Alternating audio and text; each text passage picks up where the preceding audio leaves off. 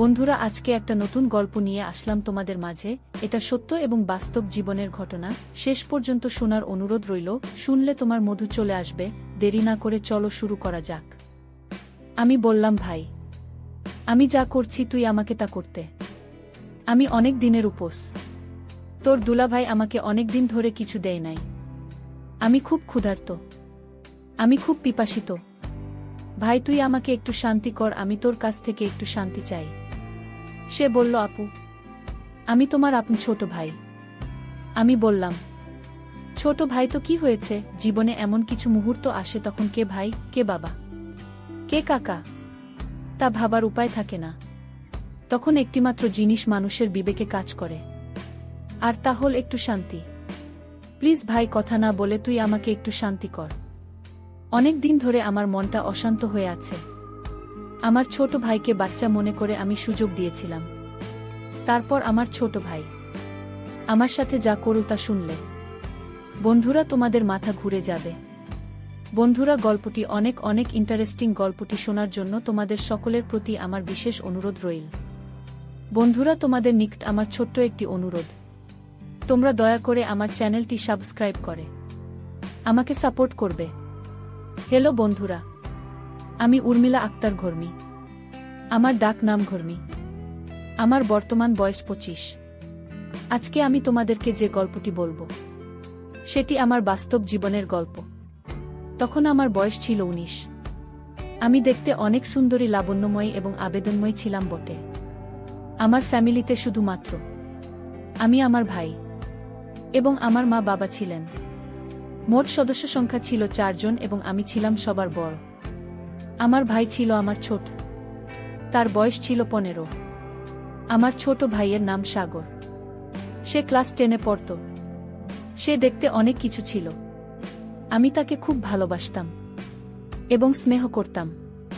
তাকে দেখতে একেবারে নায়কের মতো চেহারা ছিল। তাকে দেখলেই আমার অন্য কিছু করতে মন চাইত। আমাদের পরিবারের সবাই খুব সুন্দর ছিল। আমি যেমন সুন্দরী ছিলাম, আমার ভাইও আমার মতোই সুন্দর ছিল। আমার মা বাবা অনেক সুন্দর ছিল।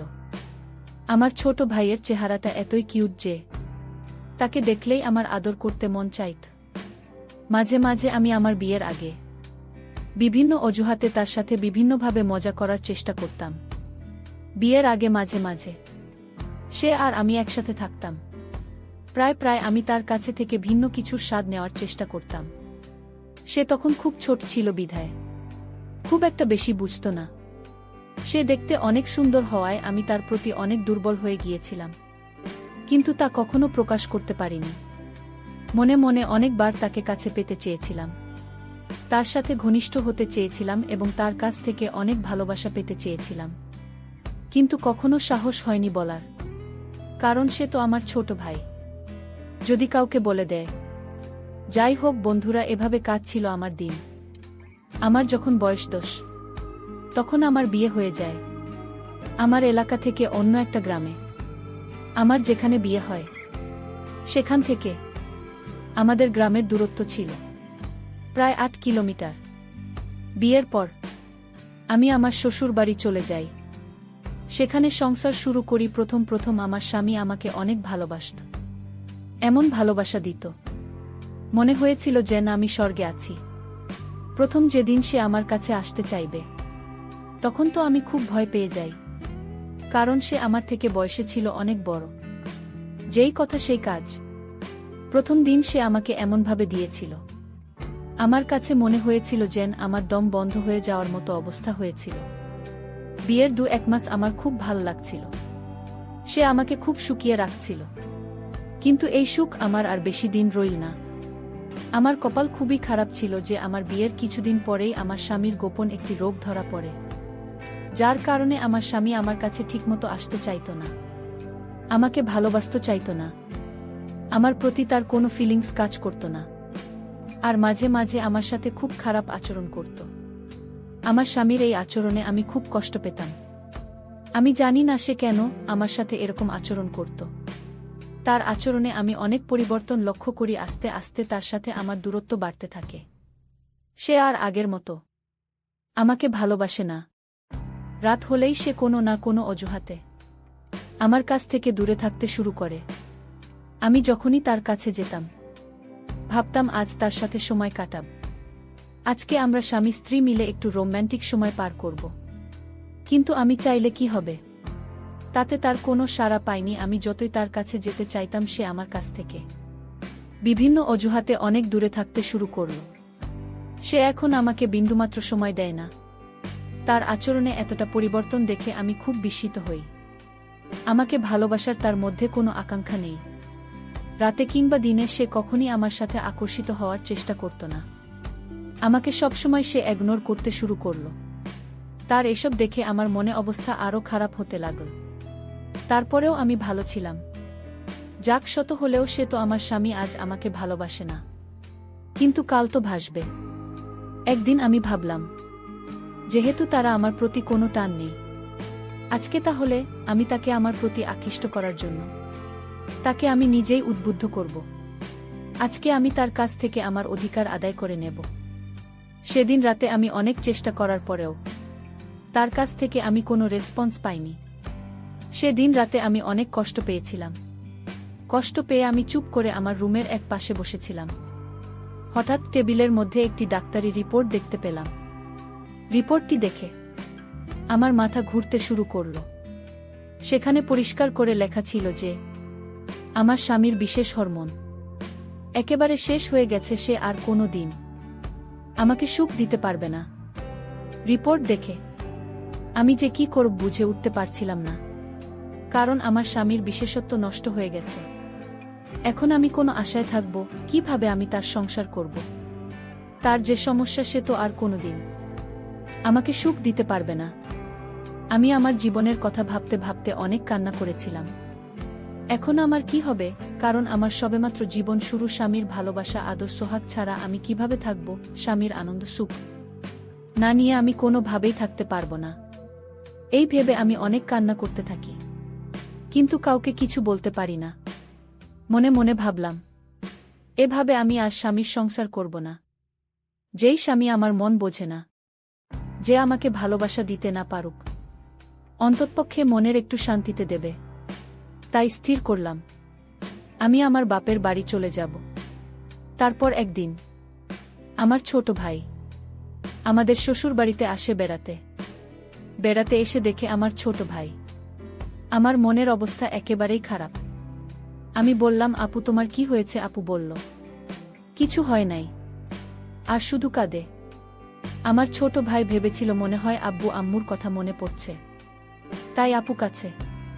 তারপর আমার এই অবস্থা দেখে আমার ছোট ভাই, আমার স্বামী এবং আমার শ্বশুর শাশুড়ির কাছ থেকে বলে আমার বাড়িতে নিয়ে আসে। আমি আমার বাপের বাড়িতে এসে সব সময় নীরবে বসে থাকি, আর সব সময় টেনশনে থাকি। আমি টেনশনে অনেক শুকিয়ে গিয়েছিলাম। আমার চোখের নিচে কালো দাগ হয়ে গেছে। আমার ছোট ভাই আমার এই অবস্থা দেখে আমাকে জিজ্ঞাসা করতে শুরু করে, আপু তোমার কি হয়েছে? দুলাভাই কি তোমাকে অনেক কষ্ট দেয়? দুলাভাই কি তোমার সাথে খারাপ আচরণ করে নাকি না অন্য কিছু? আমি তাকে বললাম, না, এসব কিছু না, টেনশন করিস না, আমার কিছুই হয় নাই।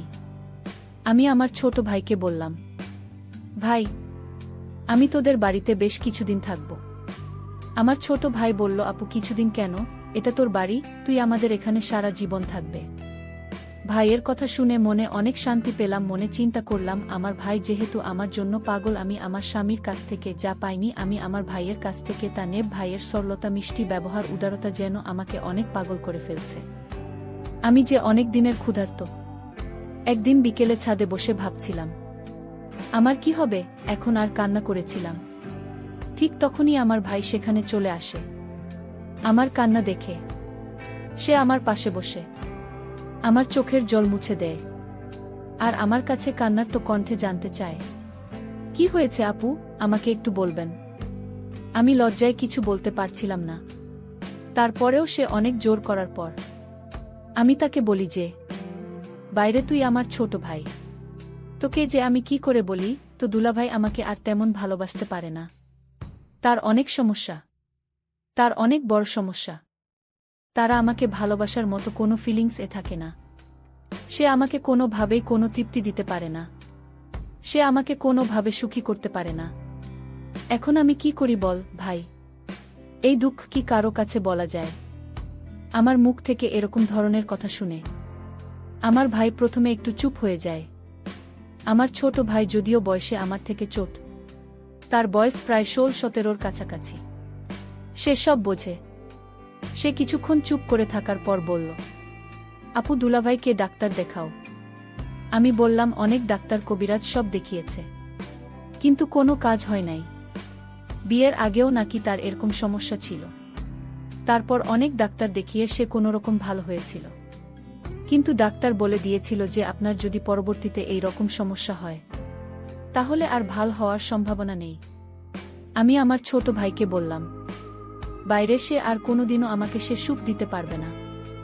আমার কথা শুনে তারও মন খারাপ হয়ে গেল। আমি মনে মনে ভাবছিলাম এই সুখ এবং ভালোবাসা যদি আমি আমার ভাইয়ের কাছ থেকে পাই তাহলে অনেক ভালো হবে। তাই আমি একটি পরিকল্পনা করে কান্না করতে করতে আমি তাকে ধরার চেষ্টা করলাম। সে একটু লজ্জা পেল, কিন্তু কিছু বলল না। সে আমাকে বলল, দেখো আপু তুমি এত টেনশন করো না, দেখি কি করা যায়। তার এই কথা শুনে আমি বললাম, কি আর দেখবে তুমি, আমার সুখ কি তুই এনে দিতে পারবে? আমি এভাবে থাকতে পারবো না। স্বামীর ভালোবাসাটা আমার খুব জরুরি। ভাই তুমি এসব বুঝবে না, এভাবে থাকতে আমার অনেক কষ্ট হয়। সে আর কিছু না বলে আমাকে নিয়ে নিচে চলে আসে নাস্তা করার জন্য। আমরা নাস্তা করলাম এবং অনেক গল্প করলাম। আমি মনে মনে ভাবছিলাম, আমার ভাই হয়তো আমাকে নিয়ে কিছু ভাবতে শুরু করেছে, তাই আমি অনেক আনন্দ পেলাম। এরপর থেকে আমি আমার ভাইয়ের কাছাকাছি থাকতে শুরু করলাম। রাত হলে সে আমাকে সান্ত্বনা দেওয়ার জন্য সে আমার কাছে থাকত।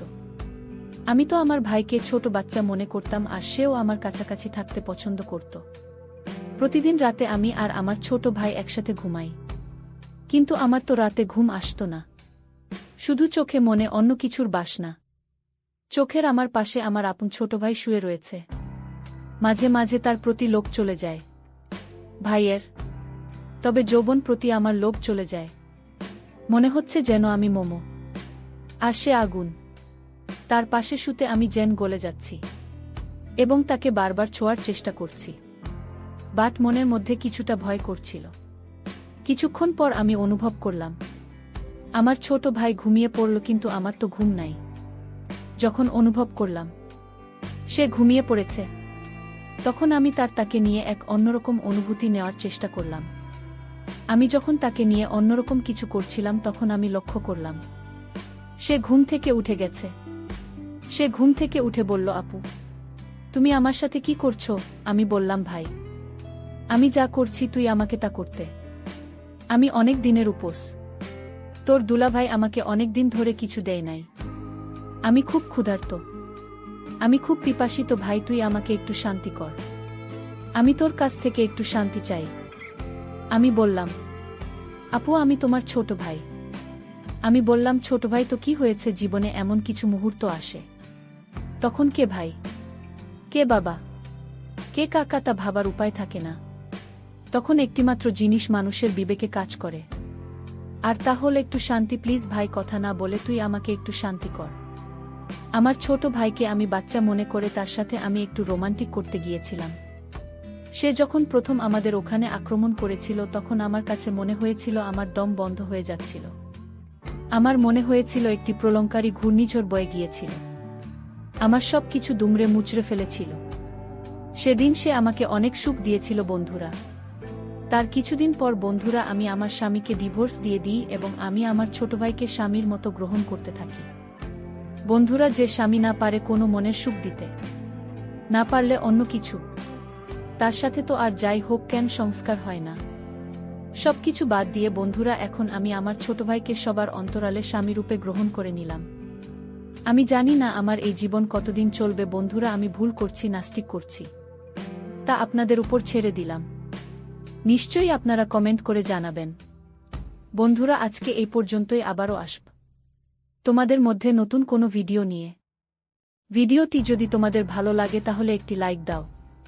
প্রতিদিন আমি তোমাদেরকে একটা করে নতুন গল্প উপহার দিব, তাই তোমাদেরকে অনুরোধ করে বলছি, তোমরা যদি এরকম ধরনের ইন্টারেস্টিং গল্প পেতে চাও তাহলে দয়া করে আমার চ্যানেলটি সাবস্ক্রাইব করো। পরিশেষে তোমাদের সকলের সুস্বাস্থ্য কামনা করি। ভিডিওটি দেখার জন্য তোমাদের সকলকে অসংখ্য ধন্যবাদ।